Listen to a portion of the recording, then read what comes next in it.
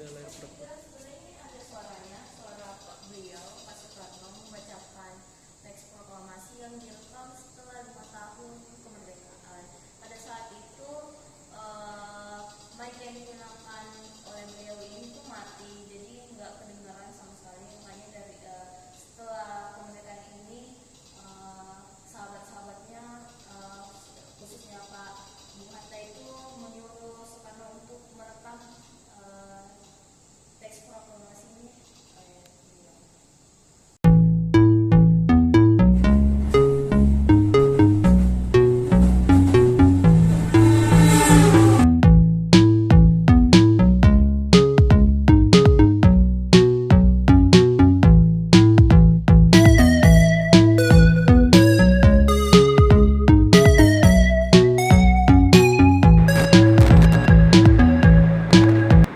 Halo, kali ini saya akan eksplor gedung arsip Presiden Soekarno.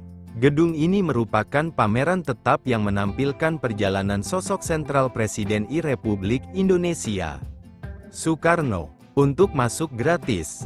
Jumlah titik ruang pada bangunan ada 26 termasuk fasilitas di dalam sesuai denah. Oh ya, gedung ini menyimpan informasi bahwa rekaman proklamasi pada rumah Presiden Soekarno di Jalan Pengangsaan Timur 56, Jakarta Pusat tidaklah direkam pada saat itu. Saat itu hanya foto saja yang terabadikan.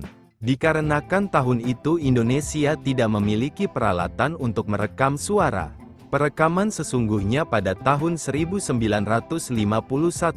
Lalu rekaman dalam piringan hitam itu dikirim ke Lokananta Surakarta, atas dasar permintaan seorang mantan penyiar radio Jepang Hosoki Oku, dulu Nirom.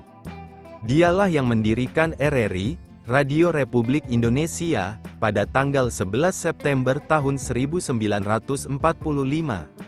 Gedung pameran arsip Presiden Soekarno merupakan pameran tetap yang menampilkan perjalanan sosok sentral Presiden Republik Indonesia, Soekarno. Pameran tetap arsip Presiden Soekarno berlokasi di Gedung Arsip Nasional di Jalan Gajah Mada nomor 111 Jakarta Barat yang terdiri dari 4 lantai untuk ruang pameran. Dalam pameran tetap tersebut dibagi menjadi 4 babakan sejarah, Hall Kiprah Soekarno yakni Hall Aku Indonesia, Jalan Politik, Patron Budaya serta Kesejahteraan dan Kerakyatan dan diawali Hall Prolog. Demikian untuk video singkat ini. Jika mau lihat detailnya, silahkan datang ke sini. Mohon maaf jika ada kesalahan dalam penyampaian. Terima kasih. Oke, saya akan coba rekam dikit saja namanya untuk ya kawasan dalam dari gedung arsipnya Bung Karno ya. Ini kelihatan ada sebuah proyek dari Bundaran Hotel Indonesia ya. Nah inilah progres di tahun 1962. Oke, sumbernya gokil ini. Ini kawasan pembangunan Stadion Utama Gelora Bung Karno. Ya, ini kalian bisa lihat. Wah, masa sih di tahun 1962 masih seperti ini ya. Padahal kan untuk laga Asian Games keempatnya di tahun 1962 ya, tapi stadionnya masih seperti ini. Apakah ini valid untuk sumbernya? Atau ya mungkin ya dikebut ya supaya untuk stadionnya cepat selesai. Indonesia kan kayak gitu namanya. Alon-alon asal kelakon gitu ya. Baru setelah mendapatkan deadline ya, udah mendekatin deadline baru dia dikebut ya. Dan kalian tahu namanya, asal kalian tahu ya namanya, untuk ini bangunan Stadion Gelora Bung Karno ini dia ngutang atau dibantu dari Uni Soviet teman. Arsiteknya pun dari ya mereka namanya. Oke, tadi saya dari sana. Jadi untuk di museum ini saya tidak bakalan merekam panjang-panjang ya, nggak mungkin lah namanya. Kalau kalian mau baca ya, silakan ya datang ya. Sini saya lihat bentuknya hanya baca-bacaan sejarah-sejarah tentang pergerakan Pak Soekarno ya. Nah, kerja-kerjanya dia temannya. Ini diresmikan langsung oleh Presiden Kelima kita Ibu Megawati ya, gokil ya. Oke, lah ya.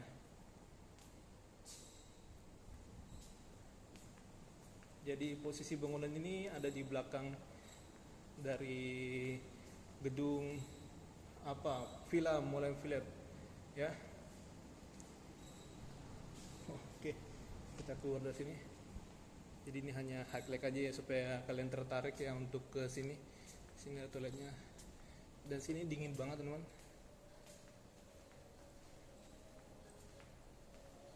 Kalian bisa lihat ini pintu masuknya kayak gini ya. Oke, kita nggak bakalan merekam panjang sini ya. Sini ada untuk para petugas ya. Mungkin melayanin kalian ya kalau ada pengunjung ramai gitu. Oke, ya jadi seperti ini saya akan coba menghabiskan waktu saya atau sisa waktu saya sini temannya, karena untuk jam operasional kawasan ini sampai jam 15 ya atau jam 3. Oke, saya tertarik jadinya ya. Kendaraan RI1. Oke, gokil. Ini kalau nggak salah ini masih ada ya namanya. Ini rampasan namanya. Jadi ada seorang orang Indonesia lah ya yang kerja sama orang itu, orang Jepang namanya. Dirampas ya. Pokoknya dikasih uang lah kepada supirnya namanya. Untuk ya pergi dia teman. Baru dapat lah ini mobil Cadillac.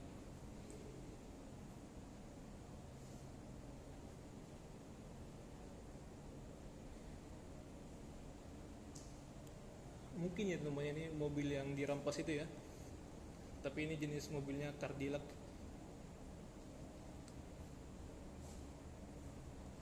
Keren banget sih desainernya, gokil.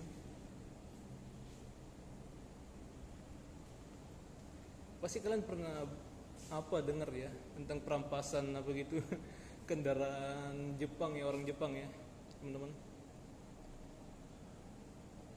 Gedung buat satu presiden untuk sekarang, tapi kedepannya itu kita lagi merancang buat untuk seluruh presiden.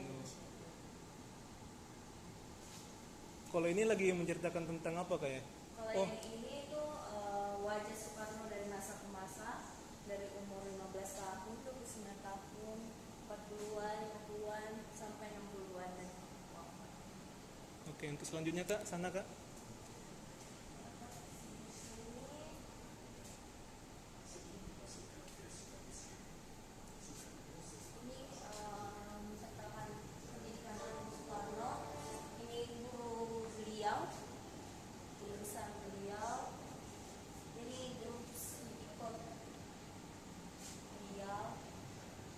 Oke, ini di Bandung Kak ya? Oh, untuk partai studi klub. Partai PNI.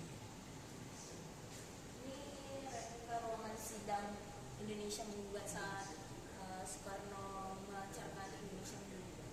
Ini di mana Kak ini ruangannya Kak? Kalau boleh tahu. Ya, kurang tahu kalau tempat sidang dan ruangan sidangnya di mana. Oke, baik Kak. Di sini kita juga punya replika penjara Sukamiskin. Soekarno di sini mendekam 1 tahun penjara ini. Kalau bisa tahu ini tahun berapa Kak ya? Ini ada dari 22 Desember 1930 sampai 31 Desember 1931. Oh. Beliau mendekam di penjara Sukamiskin. Oke. Untuk misalnya kayak jabatan akhirnya pada masa Orde Lama itu ada nggak sih diceritain Kak? Kalau di masa jabatan terakhir beliau itu Nggak ada ya? Parah banget ya. Itu kalau saya tahu, saya baca informasinya ada di kawasan Museum Mandala yang dekat Gatot Subroto itu. Tapi sini nggak ada ya Kak? Nggak, mungkin ada tapi lebih menceritakan gitu, kita dapat Tentang masa penjajahan gitu loh Kak ya? Sayang banget namanya. Padahal kan ini museum memorinya tentang Pak Soekarno ya, tapi pada saat dia pasca gerakan komunis semuanya, yang pas dia turun jabatan dia nggak diceritakan sini namanya. ada di bawah masalah Ada ya? Politik penjara tahanan gitu kayak. Penjara tahanan, kalau untuk penjara menyelesaikan penjarahan itu sini tidak ada yang menjelaskan tentang pada masa akhir beliau Iya. menjabat ya, pada masa orde lama gitu ya, transisi ke orde baru. Oke kak, sampai sini aja kak ya. Masih banyak. Oh, masih ada ya? Ini masih awal ini Pak. Nah kalau di sini ini berarti kan ruangan pengasingan Soekarno di MB Flores saat itu. Seperti ini kita menyesuaikan dengan kursi dan meja, interior desain rumahnya waktu di MB itu seperti apa.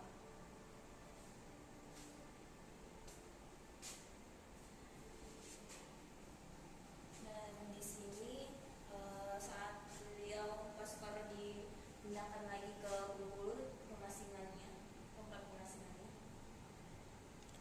Kalau yang di Bukit Tinggi nggak ada kak ya? Oh, enggak ada. Nggak ada ya. Oke. Di sini nih kita masuk ke masa pendudukan Jepang. Oke, ini ada bahasa Jepang teman. Jadi uniknya dari Pak Soekarno ini, dia pernah jadi mandor Romusa ya. Iya. Bahkan sampai sekarang dia jadi bahan candaan namanya.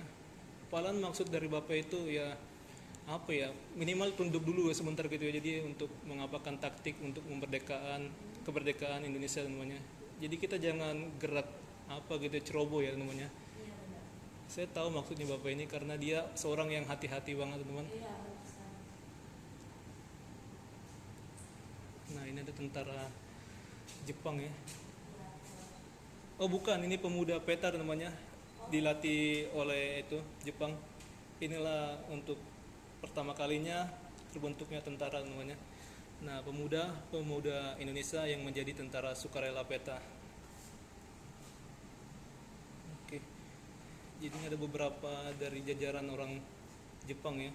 Nah ini ada orang Indonesia pakai baju putih dan ada kopi ya. Jadi kopi itu adalah menandakan tandanya orang Indonesia ya teman, bukan agama namanya sebenarnya. Tapi orang kita kenalnya itu agama ya, salah satu agama. Oke, kak sebelumnya terima kasih kak ya udah mau nemenin ya kak ya. Sebenarnya saya cuma ngasih sedikit-sedikit aja kak gitu. Jadi selebihnya kayak penonton saya datang aja sendiri gitu. Kakak malah nemenin saya. Oke lah, selagi baik kakaknya.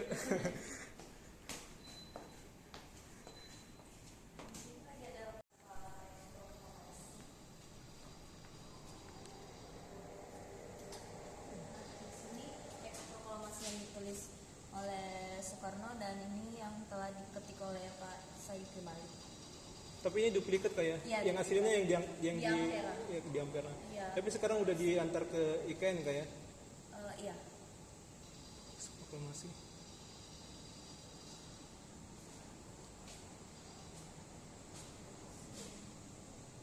Pembacaan proklamasi di gedung Pengangsaan Timur ya, di Menteng itu.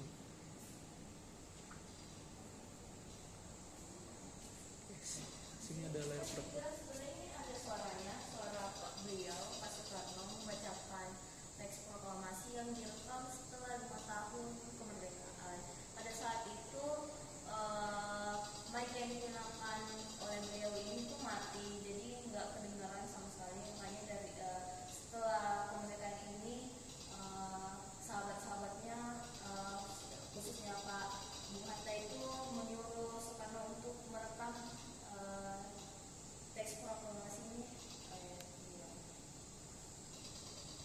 Oke, jadi sempat ada kendala ya Iya. pada saat pembacaan dari proklamasi namanya. Iya. Jadi wajar aja ya namanya karena Indonesia belum ada apa-apanya pada saat itu ya. Oke, gimana lagi kak? Tadi sensor dong. Video tentang sejarah Indonesia, tinggal bisa dipilih aja. Tiap itunya berapa menit kayak? Kurang lebih 3 menit. Tergantung dari video panjang pendeknya, itu paling lama 5 menit untuk satu video.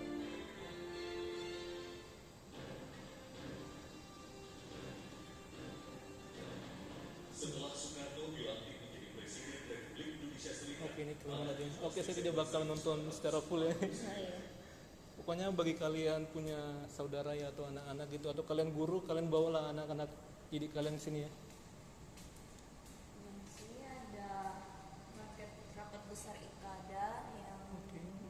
lapangan Medan Merdeka ya, Iya. Monas. Nah ini ada.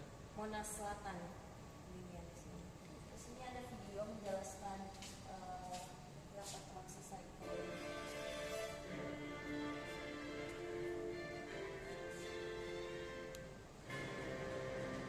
Jadi ternyata untuk dari musim ini dia nggak rahasia namanya. Ini hanya menceritakan tentang perjalanan Pak Soekarno ya pada saat dia memerintah namanya.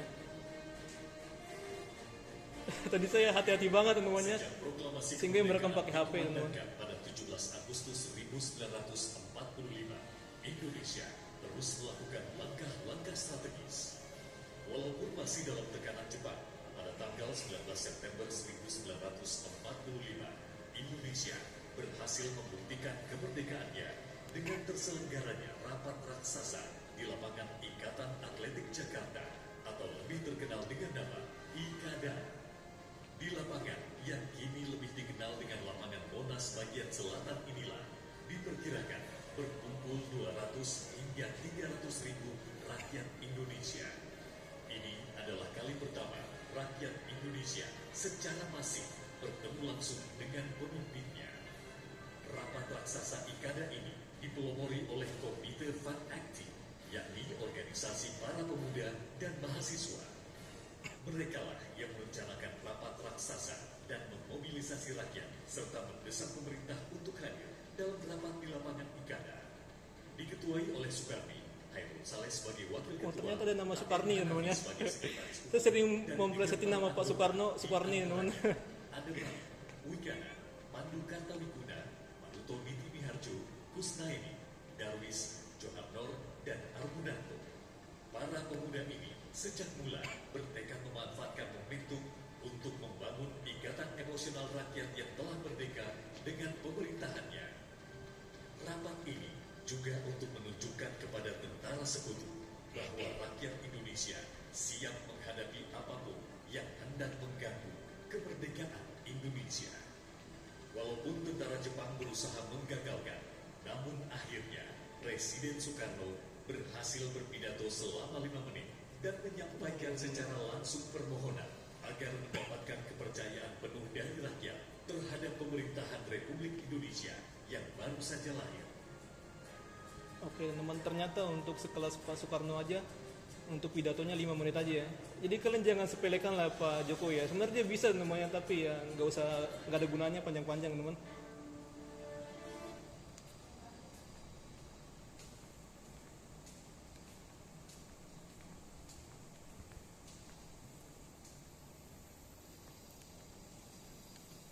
Yogyakarta juga pernah menjadi ibu kota lah ya sementara. Jadi tiap wilayah di Indonesia ini berperan ya namanya, bukan hanya Aceh aja ya.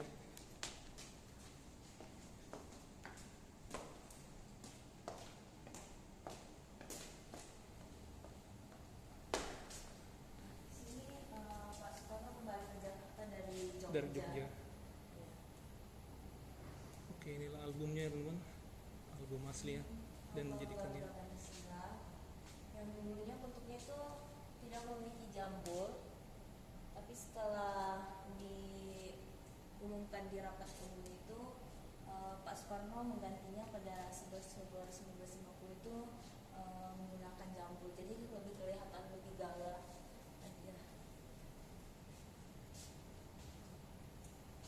Di sini ada depresi 1955. Terus di sini ada pemilu 1955, pemilu pertama yang dilaksanakan di Indonesia. Jadi dulu ada namanya PKI juga namanya. Nah PKI, tapi ada Partai Kristen juga sih.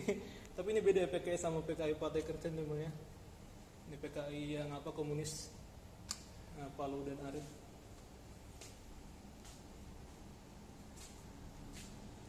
Di sini ada agenda nasional, itu konferensi Asia Afrika. Di Bandung ya kayak.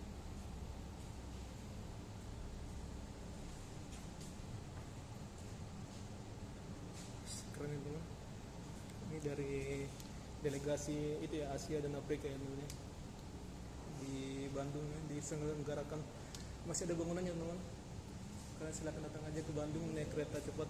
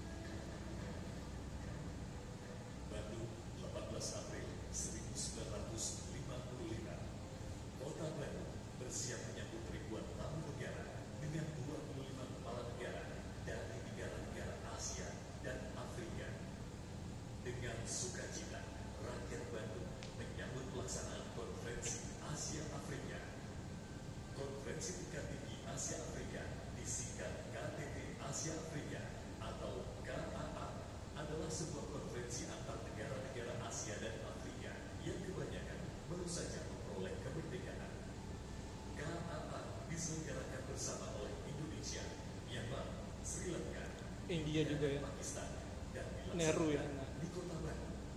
Pertemuan ini berlangsung pada tanggal 18 hingga 24 April 1950 Ada Korea Utara juga teman. di Gedung Merdeka Bandung. Tujuan utama KTT ini adalah untuk mempromosikan kerjasama ekonomi dan kebudayaan Asia Afrika dan melawan segala bentuk kolonialisme atau neokolonialisme. Peristiwa bersejarah bagi dunia ini diawali dengan yang disebut Historical Walk atau dikenal juga dengan The Bandung Walks, di mana puluhan kepala negara Asia dan Afrika berjalan kaki bersama-sama dari Hotel Savoy Roman menuju Gedung Merdeka, tempat penyelenggaraan konferensi Asia Afrika. Konferensi kemudian dibuka oleh Presiden Soekarno dengan pidatonya yang menggemparkan dunia dengan judul Let the New Asia and the New Africa be born.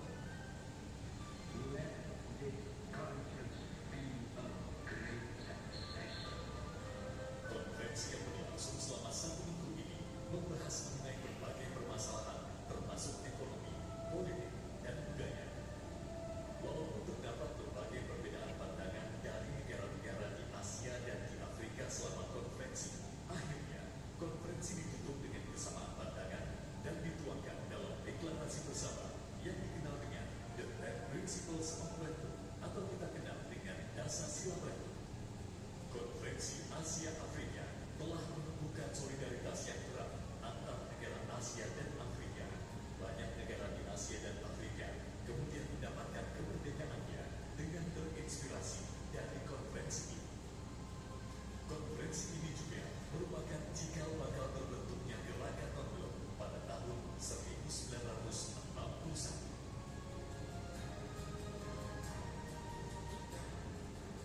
Gokil.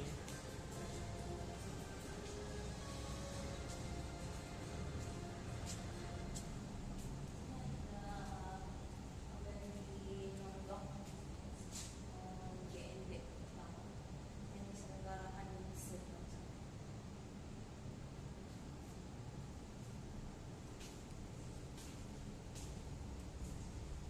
Ini konferensi Oh, Ganeko ya. Koneko, bukan Ganeko teman. Ini merupakan gagasan Soekarno. Oke, keren lah Pak Soekarno ya temannya.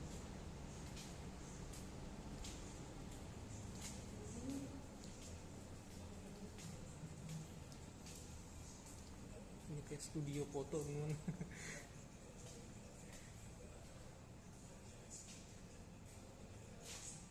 Oke, di Bigfora Granjang Malaysia. Jadi keren banget lah ya untuk kiprah dari Pak Soekarno ini ya. Bahkan dia sampai berani mengapakan, menyuarakan untuk menyerang Malaysia namanya, karena ya mereka mau bergabung atau jadi negara boneka Inggris teman. Dan pada saat itu pernah ya namanya untuk kayak lambang Pancasila, lambang Garuda diinjek-injek gitu ya. Seingat saya kayak gitu sih teman. Oke ya.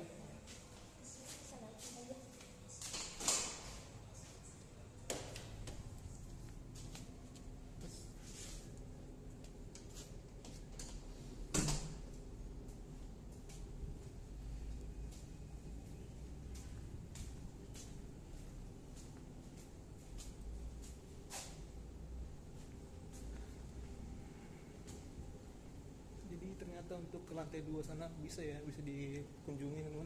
Tadi saya hanya di lantai 1 aja ya. Soalnya saya nggak menemukan tangga ya untuk atas.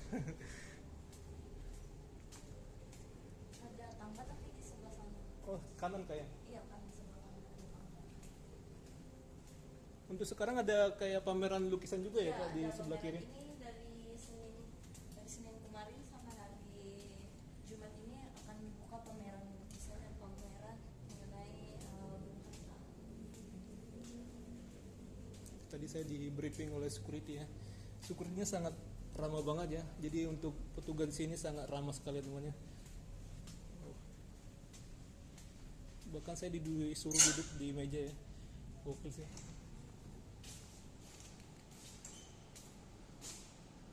Sini ada negara-negara, beberapa negara dari Amerika, Cina,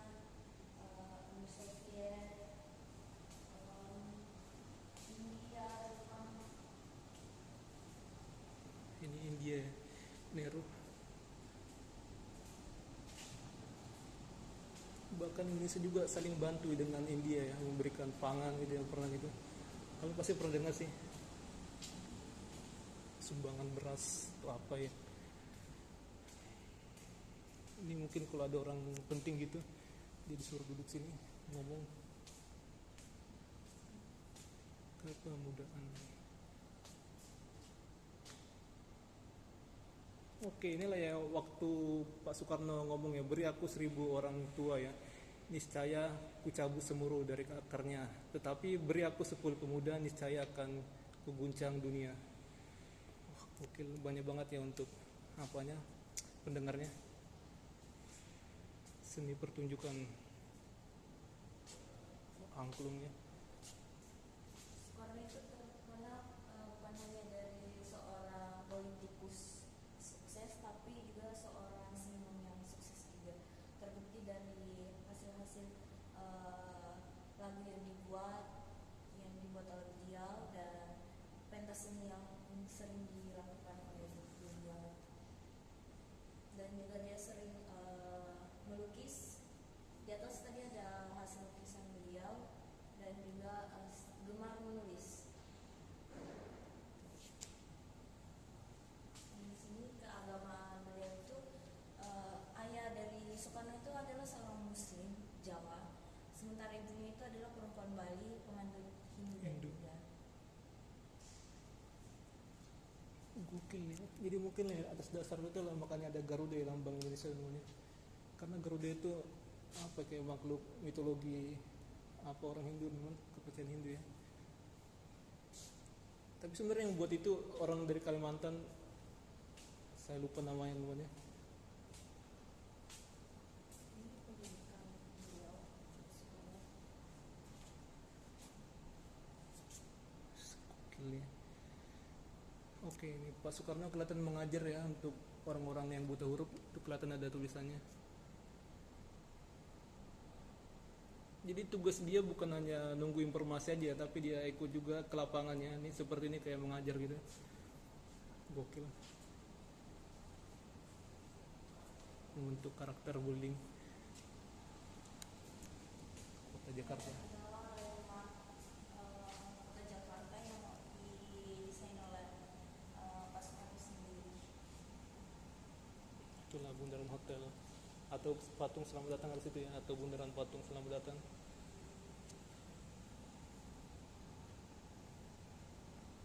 Istana. Semua bangunan yang ada di sini punya filosofi sendiri. Kenapa beliau membangunnya, dan kenapa beliau membangun Pemuda Indonesia dan Sarina itu pertama untuk menyambut Asian Games kayak. Asian Games pertama yang di Asia awal itu, dan Asian Games keempat di dunia pada saat itu. Tahun 62 ya kayak. Nah, ini mal pertama ya. Mal Sarina teman. Jadi Sarina itu berasal dari pengasuhnya Pak Soekarno ya pada masa itu ya.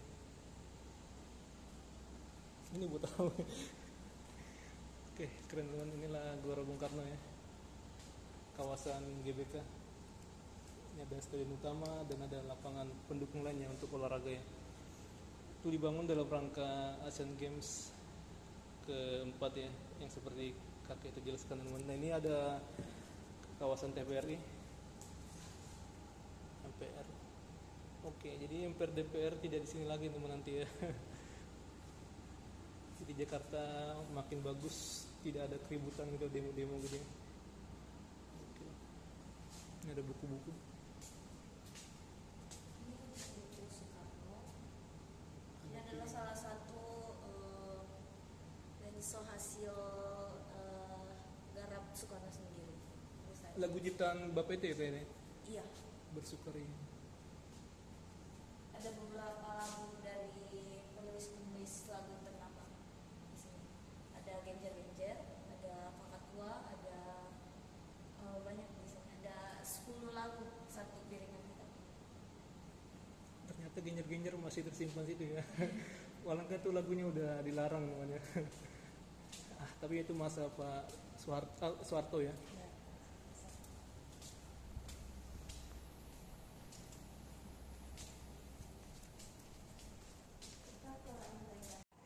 Oke, kakak yang tadi itu ternyata apa ya namanya, nggak tahu lah ya. Untuk tangga ke atas itu ternyata nggak diizinkan karena ini ada apa ya, pembatas. Oke, tapi salut teman-teman dengan para petugas di sini, sangat ramah teman-temannya.